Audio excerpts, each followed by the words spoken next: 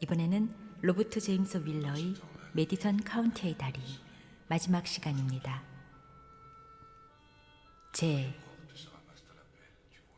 메디선 카운티에 밤의 장막이 내렸다.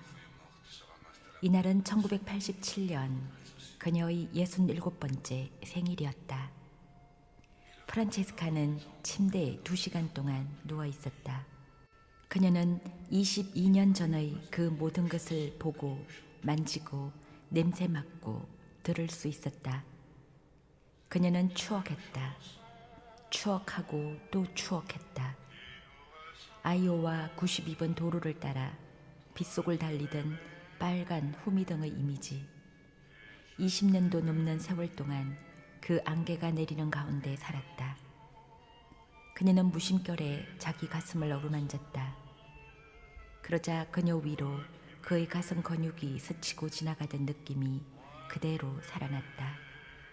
맙소사, 그녀는 그를 너무나 사랑했다. 도저히 그렇게 사랑하기란 불가능하리라 생각될 만큼 그를 사랑했다. 그런데 지금은 그를 예전보다도 훨씬 더 많이 사랑하고 있다. 가족을 망치고 그를 망칠지도 모르는 일만 아니었다면 그녀는 그를 위해 무슨 일이라도 했으리라. 프란체스카는 계단을 내려가 부엌에 놓인 노란 포마이카 상판이 얹혀진 낡은 식탁에 앉았다. 리처드는 새 식탁을 사서는 그것을 써야 한다고 고집했다. 하지만 그녀는 예전에 쓰던 것을 헛간에 보관하게 해달라고 부탁했고 비닐로 조심스럽게 싸서 헛간 한 구석에 치워뒀었다. 왜 당신이 이 낡은 식탁에 그렇게 애착을 갖는지 모르겠군. 리처드는 그녀가 식탁을 옮기는 것을 도우면서 투덜댔었다. 리처드가 죽은 후 마이클이 그녀를 위해 식탁을 다시 집 안으로 들여왔다. 아들은 왜 새 식탁이 있는데도 낡은 식탁을 고집하시느냐고 묻지 않았다. 그는 다만 의아한 표정으로 그녀를 물끄러미 바라볼 뿐이었다. 프란체스카는 아무 말도 하지 않았다. 이제 그녀는 그 식탁에 앉아 있었다. 그러다가 찬장으로 가서 작은 황도 촛대에 꽂힌 흰 양초 2개를 가지고 왔다. 그녀는 촛불에 불을 붙이고 라디오를 켰다. 조용한 음악이 나오는 주파수가 나올 때까지 천천히 다이얼을 돌렸다. 그녀는 한참 동안 싱크대 옆에 서 있었다. 고개를 약간 위로 드니 그의 얼굴이 보였다. 그녀가 속삭였다. 난 당신을 기억하고 있어요, 로버트 킹케이드. 어쩌면 그 사막의 성자말이 옳을지도 몰라요. 당신은 마지막 카우보이였어요. 카우보이들이 이제는 거의 모두 죽었거든요. 리처드가 죽기 전 그녀는 킹케이드에게 전화를 걸거나 편지를 쓰려고 해본 일이 없었다. 오랜 세월 동안 날이면 날마다 그러고 싶은 마음을 억누르고 살았다. 만일 한 번이라도 더 킹케이드와 이야기를 했다면 그녀는 그에게로 갔으리라. 그에게 편지를 썼다면 그가 그녀에게 달려왔으리라는 것을 프란체스카는 알고 있었다. 너무나 자명한 일이었다. 그 세월 동안 그는 사진과 원고가 든 소포만 한 번 보냈을 뿐 그 후로는 편지를 보내지도 전화를 하지도 않았다. 그렇게 하면 그녀의 마음이 혼란을 겪을 것임을 그는 이해했다. 자신으로 하여 그녀의 생활이 복잡해지는 것을 그는 원하지 않았고 그의 그러한 심경을 그녀 또한 너무도 잘 알고 있었다. 그녀는 1965년 9월 내셔널 지오그래픽의 정기 구독을 신청했다. 다음 해에 지붕 있는 다리에 관한 기사가 잡지에 실렸다. 프란체스카가 메모를 남겼던 이튿날 아침 따스한 첫 햇살을 받고 서 있는 로즈먼 다리의 사진도 나왔다. 표지는 아침에 호구백 다리 쪽으로 가는 마차 사진이었다. 그는 또 기사도 쓰고 있었다. 잡지 제일 뒤에는 작가와 사진작가 명단이 수록되어 있었다. 이따금씩은 그들의 사진도 함께 게재되었는데 킹케이드도 가끔 거기 나왔다. 여전히 언발머리는 길었고 언팔질을 하고 청바지나 카키색 바지를 입고 어깨에는 카메라를 메고 팔뚝에는 핏줄이 선 모습.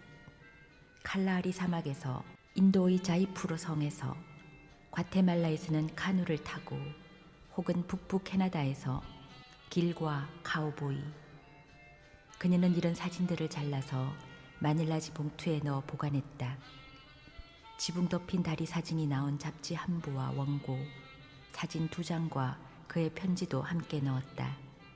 그녀는 이 봉투를 서랍장의 속옷 아래에 감추었다. 리처더의 눈에 띌 일이 없는 장소였다.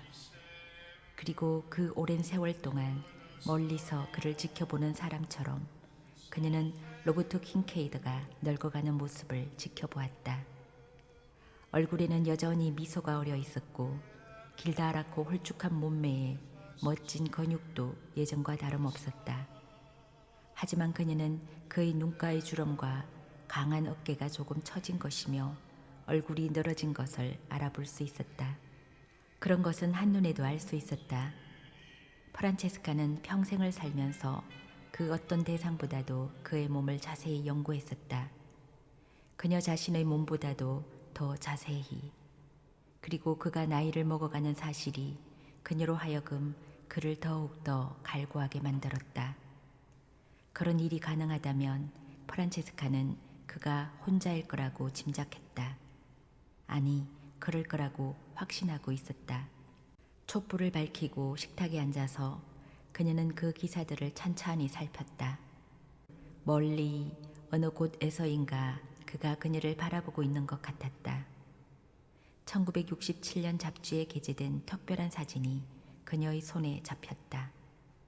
그는 아프리카 동부의 어느 강가에 있었다. 쭈그리고 앉아 뭔가를 촬영하려고 카메라의 저반 렌저에 한쪽 눈을 대고 있는 사진이었다. 오래전 처음 이 사진을 잡지에서 봤을 때 그녀는 그가 목에 걸고 있는 은목고리에 작은 메달이 달린 것을 알아볼 수 있었다. 마이클은 대학에 다니느라 집을 떠나 있었고 리처드와 캐롤린은 잠자리에 든 시간, 그녀는 마이클이 어릴 때 우표 수집을 하면서 쓰던 확대경을 꺼내들고 사진을 비췄다. 맙소사. 그녀는 숨을 멈추었다. 메달에는 프란체스카라고 적혀 있었다. 분별 없는 행동인 것이 분명해 보였지만 그녀는 미소 지으며 그를 용서했다. 그 후로 모든 사진에서 그 메달은 언제나 은목구리 줄에 매달려 있었다. 1975년 후로 프란체스카는 잡지에서 다시는 그를 보지 못했다. 그 이름이 적히곤 했던 줄도 다른 이름으로 채워져 있었다. 그녀는 매달 그의 이름을 찾아봤지만 아무 흔적도 발견하지 못했다. 그 해에 그는 62살이었다. 1979년 리처더가 죽었다. 장례식이 끝나고 아이들이 각자 집으로 돌아가자 그녀는 로버트 킹케이드에게 전화를 걸어야겠다고 생각했다. 그는 66살일 테고 그녀는 59살이었다. 아직도 시간이 있었다. 14년이란 세월을 그냥 흘러보내긴 했지만 프란체스카는 일주일 동안 생각하고 또 생각했다. 그리고는 거의 편지지 위에 적힌 번호를 눌렀다. 전화벨이 울리기 시작하자 가슴이 거의 멎는 것 같았다. 그녀는 저쪽에서 수화기를 드는 소리를 듣고는 한마터면 다시 수화기를 내려놓을 뻔했다. 여자 목소리가 들렸다. 맥그리거 보험입니다. 프란체스카는 가슴이 내려앉았지만 마음을 진정하고 그 여비서에게 전화번호가 맞는지 물었다. 번호는 맞았다. 프란체스카는 고맙다고 인사하고는 전화를 끊었다. 다음으로 그녀는 워싱턴주 벨링햄시어의 안내에 전화를 걸었다. 그의 이름은 없었다. 그래서 다음에는 시애틀 쪽으로 시도해 보았다. 거기도 마찬가지였다. 이번에는 벨링햄과 시애틀의 상공회의소에 연락했다. 시내 전화번호부를 점검해 줄 수 있느냐고 물었다.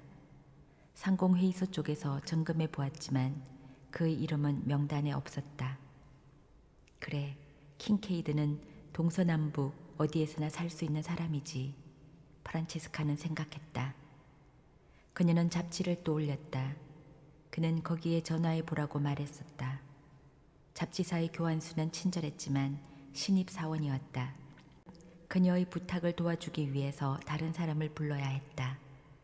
프란체스카의 전화는 3차례나 다른 곳에 연결되었다가 마침내 잡지사에서 20년 동안 일했다는 부편집인과 연결되었다.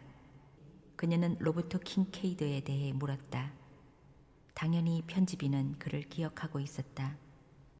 그러나 그 부편집인이 가진 주소와 전화번호는 프란체스카가 이미 가지고 있는 정보와 같았다. 그녀는 더 이상 그를 찾으려는 노력을 그만두었다. 그런 노력을 경주한 끝에 알아낼 사실이 두려웠기 때문이었다. 그녀는 로버트 킨케이드에 대한 생각에 몸과 마음을 내맡겼다. 그녀는 아직도 제대로 운전할 수 있었다. 그래서 1년에 몇 번씩은 디모인으로 가서 그가 그녀를 데려갔던 그 레스토랑에서 점심 식사를 하곤 했다. 한 번은 그런 나들이를 하는 길에 가죽 장정된 공책을 한 권 샀다. 그리고 그 페이지 위에 깔끔한 글씨로 그와의 사랑 이야기와 그에 대한 그녀의 생각을 자세히 써내려갔다. 공책을 3권이나 채우고서야 해야 할 일을 다 했다는 만족감이 들었다. 윈터셋은 개발의 바람을 타고 있었다. 예술 그룹이 활발하게 활동했는데 구성원은 대부분 여자들이었다. 낡은 다리들을 새로 고쳐야 한다는 이야기도 나왔지만 몇 년 동안이나 이야기만 오갔다. 젊은 사람들이 언덕 위에 집을 짓고 살기 시작했다. 분위기가 바뀌어서 이제는 장발이 사람들의 시선을 끌지 못했다. 비록 샌들을 신은 남자는 거의 없었고 또 시인도 없었지만 프란체스카는 몇몇 여자친구를 만나는 것을 제외하면 지역사회와 완전히 발을 끊고 살았다. 사람들은 그 점에 대해 입방아를 짓곤 했다. 그녀가 로즈먼 다리 옆에 서 있는 것을 자주 봤다는 이야기를 수군거렸다. 노인들이란 그렇게 별난 짓을 하는 경우가 있다고들 말했다. 그리고는 이런 설명에 스스로 만족했다. 1982년 2월 2일 우평국 소속 트럭이 그녀의 집 드라이브웨이로 들어섰다. 그녀는 물건을 주문한 기억이 나지 않았다. 그녀는 당황해하면서 소포를 받았다고 서명을 하고 프란체스카 존슨 RRE 윈터셋 아이오와 50273이라고 적힌 주소를 물끄러미 내려다보았다. 회신인 주소는 시애틀의 어떤 법률 사무소로 되어 있었다. 깔끔하게 포장한 소포는 추가 보험 처리가 되어 있었다. 프란체스카는 소포를 부엌 식탁 위에 올려놓고 조심스럽게 열어보았다. 안에는 상자가 3개 들어있었고 스티로폼에 안전하게 포장되어 있었다. 한 상자 위에는 작은 봉투가 테이프로 붙여져 있었다. 다른 상자에는 그녀의 주소가 적힌 법률회사 봉투가 붙여져 있었다. 프란체스카는 법률회사 봉투를 뜯어서 열어보았다. 손이 떨렸다. 1월 25일 1982년 프란체스카 존슨 여사 RRE 윈터셋 아이오와 50273 존슨 여사, 우리는 최근에 작고하신 로버트 킨케이드란 분의 유품을 보내드리는 바입니다. 프란체스카는 편지를 식탁 위에 놓았다. 밖에는 겨울 들녘에 눈이 내리고 있었다. 그녀는 바람의 옥수수 줄기와 그루터기가 함께 날려서 전선에 걸쳐지는 모양을 내다보았다. 그녀는 다시 한번 편지를 읽었다. 우리는 최근에 작고하신 로버트 킨케이드란 분의 유품을 보내드리는 바입니다. 오, 로버트, 안 돼요. 그녀는 나적하게 외치며 머리를 숙였다. 1시간이 지나고 나서야 그녀는 계속 읽을 수 있었다. 단도직입적인 법률 용어와 분명한 표현에 화가 났다. 변호사가 의뢰인에 대해 의무를 수행하고 있는 어투. 그러나 유성 꼬리를 타고 날아다니던 표범은 그 힘은 8월의 어느 더운 여름날 로즈먼 다리를 찾았던 무당 같은 사내는 헬이라는 이름의 트럭 받침대에 서서 아이오와의 농장 앞길의 먼지 속에서 죽어가는 그녀의 모습을 뒤돌아보던 그 남자는 도대체 어디에 있을까? 편지는 1000페이지쯤 되어야 했다. 쥐나의 가지 끝에 대해, 자유의 상실에 대해, 겨울의 옥수수 줄기처럼 땅에서 벗어나지 않으려고 안간힘을 쓰는 카우보이에 대해 뭔가 이야기가 있어야 마땅했다. 그가 남긴 단 한 장의 유서는 1967년 7월 8일에 작성된 것입니다. 그는 동봉한 물건을 당신께 전달하라고 분명히 밝혔습니다. 만일 당신을 찾을 수 없다면 물건은 소각하도록 되어 있었습니다. 상자 안에 동봉한 편지라고 적힌 것은 그가 1978년 우리에게 남긴 당신에게 보내는 메모입니다. 그가 봉투를 봉인했고 그 이후로는 개봉된 적이 없습니다. 킹케이더 씨의 나머지 유품은 소각되었습니다. 그분의 요청에 따라 어디에도 흔적을 남기지 않았습니다. 그분의 뼈 또한 그분의 요청에 따라 부인의 집 근처에 뿌려졌습니다. 그 부근이 로즈먼 다리라고 불리는 것 같습니다. 혹시 우리의 도움이 필요하시면 주저하지 말고 연락 주시기 바랍니다. 당신의 성실한 변호사 알렌 B. 퀴펜. 그녀는 숨을 멈추고 다시 눈을 훔쳤다. 그리고 상자에 든 물건을 점검하기 시작했다. 프란체스카는 작은 봉투에 무엇이 들어있을지 알고 있었다. 올해 다시 봄이 찾아오리라는 것을 아는 것만큼이나 확실히 알고 있었다. 조심스럽게 봉투를 열고 손을 넣었다. 은목걸이가 나왔다. 줄에 달린 메달에는 끓기긴 했지만 프란체스카라고 쓰여 있었다. 뒷면에는 작은 글씨로 이걸 줍는 분은 RRE 윈터셋 아이오와 미국의 프란체스카 존슨에게 보내주십시오 라고 적혀 있었다. 그의 언팔찌는 휴지에 쌓인 채 봉투 제일 밑에 있었다. 팔찌에는 종이 한 장이 매달려 있었다. 그녀의 글씨였다. 흰 나방이 날개짓을 할 무렵 다시 저녁 식사를 하고 싶으시면 오늘 밤 일을 끝내고 들러세요. 로즈먼 다리에 붙였던 그녀의 메모. 킹케이드는 추억을 위해 그것까지 보관하고 있었던 것이다.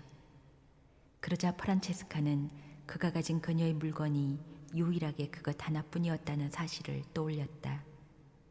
그녀가 존재한다는 유일한 증거는 그것뿐이었다.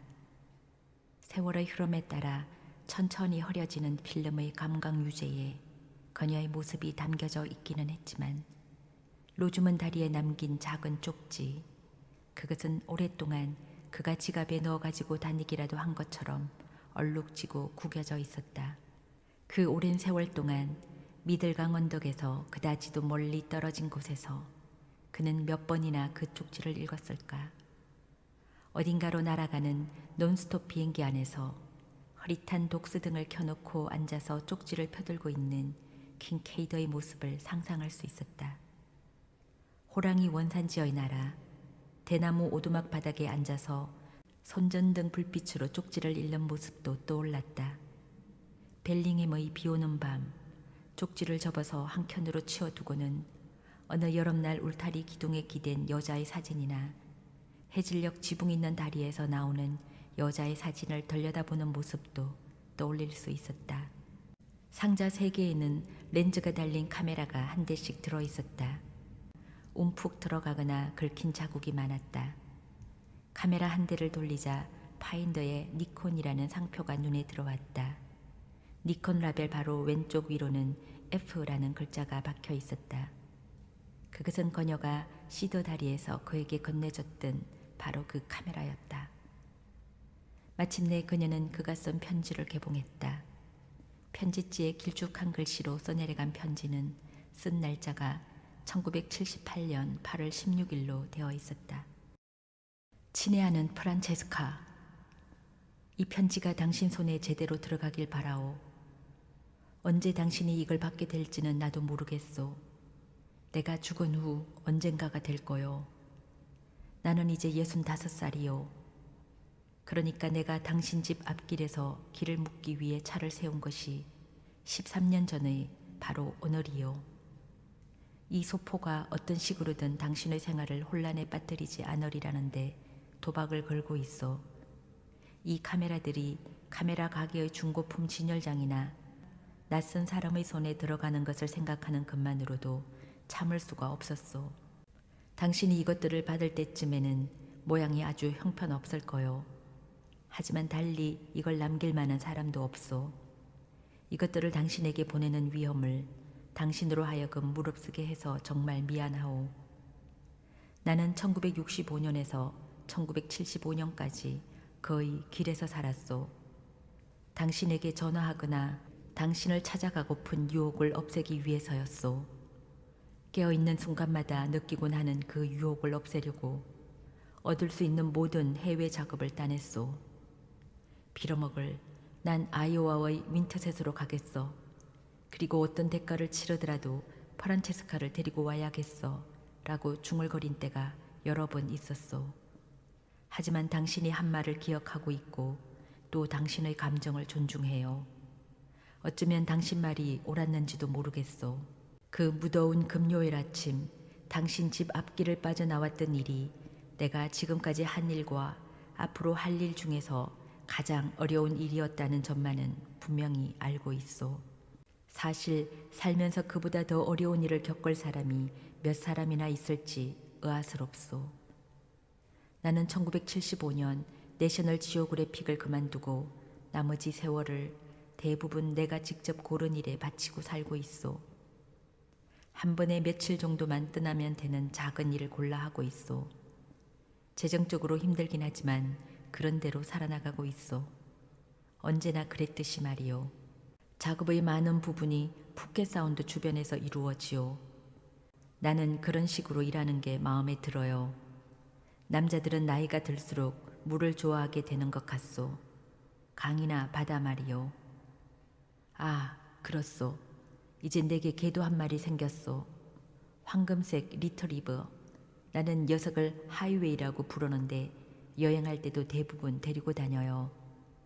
녀석은 창문에 고개를 내밀고 좋은 촬영거리가 없나 두리번 그리곤 하지. 1972년 메인주의 아카디아 국립공원에 있는 벼랑에서 떨어지는 바람에 발목이 부러졌소. 떨어지면서 목걸이와 메달도 달아나 버렸소. 하지만 다행스럽게도 그 주변에 떨어져 있었소. 보석상에 가서 목걸이 줄을 고쳐야 했소. 나는 마음의 먼지를 아는 채 살고 있소. 내가 표현할 수 있는 말은 그 정도요. 당신 전에도 여자들이 몇몇 있었지만 당신을 만난 이후로는 없었소. 의식적으로 금욕 생활을 하는 것은 아니고 그냥 관심이 없을 뿐이요. 한 번은 제 짝꿍을 사냥꾼의 총에 잃은 거위를 보았소. 당신도 아다시피 거위들은 평생토록 한 쌍으로 살잖소. 거위는 며칠 동안 호수를 맴돌았소. 내가 마지막으로 거위를 봤을 때는 갈대밭 사이에서 아직도 짝을 찾으며 헤엄치고 있었소. 문학적인 면에서 약간 적나라한 유추일지 모르지만 정말이지 내 기분이랑 똑같은 것 같았소. 안개 내린 아침이나 해가 북서쪽으로 이오러지는 오후에는 당신이 인생에서 어디쯤 와 있을지, 내가 당신을 생각하는 순간에 당신은 무슨 일을 하고 있을지 생각하려고 애쓴다오. 뭐 복잡할 건 없지. 당신의 마당에 있거나 현관의 그네에 앉아 있거나 아니면 부엌의 싱크대 옆에 서 있겠지. 그렇지 않소? 나는 모든 것을 기억하고 있소. 당신에게 어떤 향기가 나는지, 당신에게 얼마나 여름 같은 맛이 나는지도, 내 살에 닿는 당신의 살갗이며 사랑을 나눌 때 당신이 속삭이는 소리. 로버트 펜월에는 신이 포기한 것 같은 세상이란 구절을 사용한 적이 있어. 내가 시간에 대해 느끼는 감정과 아주 가까운 표현이요. 하지만 언제나 그런 식으로 살 수는 없잖소. 그런 느낌이 지나치게 강해지면 나는 하이웨이와 함께 해리를 몰고 나가 며칠씩 도로를 달리곤 한다오. 나 자신에게 연민을 느끼고 싶지는 않소. 나는 그런 사람이 아니니까. 그리고 대부분은 그런 식으로 느끼지도 않고 대신 당신을 발견한 사실에 감사한 마음을 안고 살아가고 있소. 우리는 우주의 먼지 두 조각처럼 서로에게 빛을 던졌던 것 같소. 신이라고 해도 좋고 우주 자체라고 해도 좋소. 그 무엇이든 조화와 질서를 이루는 위대한 구조하에서는 지상의 시간이 무슨 의미가 있겠소. 광대한 우주의 시간 속에서 보면 나흘이든 4억 광년이든 별 차이가 없을 거요. 그 점을 마음에 간직하고 살려고 애쓴다오. 하지만 결국 나도 사람이요. 그리고 아무리 철학적인 이성을 끌어대도 매일 매순간 당신을 원하는 마음까지 막을 수는 없소. 자비심도 없이 시간이 당신과 함께 보낼 수 있는 시간의 통곡 소리가 내 머릿속 깊은 곳으로 흘러들고 있소. 당신을 사랑하오. 깊이, 완벽하게, 그리고 언제나 그럴 것이오. 마지막 카우보이, 로버트. 추신. 지난 여름 해리에 새 엔진을 달았더니 이젠 잘 달리오. 이 소포는 5년 전에 도착했다. 그 안에 동봉된 것들을 꺼내보는 것이 매년 그녀의 생일날 거행하는 의식의 일부분이었다. 그녀는 거의 카메라와 팔찌, 메달이 달린 목걸이를 특별한 상자에 넣어 옷장에 보관했다. 인근에 사는 목수에게 부탁해서 그녀가 디자인한 대로 호두나무 상자를 만들게 한 다음 안에는 칸막이를 했었다. 상자가 예쁜데요? 목수의 칭찬을 듣고 프란체스카는 슬며시 미소만 지었었다. 의식의 마지막 부분은 원고였다. 날이 저물면 그녀는 언제나 촛불 아래서 그 원고를 읽었다. 원고를 거실에서 가져와 조심스레 포마이카 상판 위에 놓고 촛불을 켜고 그 해의 담배에 불을 붙였다. 해마다 이날이면 카메를 한 개비씩 피우는 건 역시 의식의 일부였다. 그녀는 브랜디를 홀짝이며 원고를 읽기 시작했다. G 차원에서의 추락. 로버트 킹케이드. 머나먼 과거의 시간부터 계속되어 온 나 자신도 이해하지 못하는 바람이 있다. 나는 그 바람을 따라 그 바람이 휘몰아가는 기류에 휩쓸려 영원히 언제까지나 계속될 것처럼 달려나간다. 나는 어느덧 G 차원, G의 세계, 나와 아무런 상관없이 흘러가고 있는 듯한 세계를 만나게 된다. 마치 두 손을 주머니에 찌르고 상체를 기울여 상점의 쇼윈도 안을 무심히 들여다보듯이 나는 그 세계를 들여다본다. G 차원은 불가사의한 세계이다. 막달레나 서부 뉴멕시코 커브를 비가 내리고 한없이 뻗어나가는 듯한 그 길을 달려가고 있다가도 나는 내가 고속도로가 아닌 인적이 드문 오솔길 위를 가고 있는 듯한 느낌을 받게 되고 그러한 느낌은 점점 심해져 마치 어떤 동물이 지나간 흔적 같은 발자취를 따라가고 있는 나 자신을 발견하게 된다. 와이퍼가 차 창의 빗물을 닦아내고 나면 내가 따라가고 있던 동물의 발자취는 없어지고 어느새 자연 그대로의 원시림이 내 앞에 펼쳐진다. 한 번 또 한 번 차창의 와이퍼가 빗물을 씻어낼 때마다 나는 차츰 과거의 시간으로 거슬러 올라간다. 나는 어느새 빙하기의 당도에 있다. 이제 나의 모습은 나의 주위에 펼쳐져 있는 얼음 그 자체처럼 단단하고 군살 없는 근육으로 다져진 교활한 원시인이다. 털가죽옷을 걸치고 머리칼은 헝클어진 채 창을 들고 풀밭을 헤쳐나가고 있다. 장면은 다시 바뀌고 나는 시간을 자꾸만 거슬러 올라간다.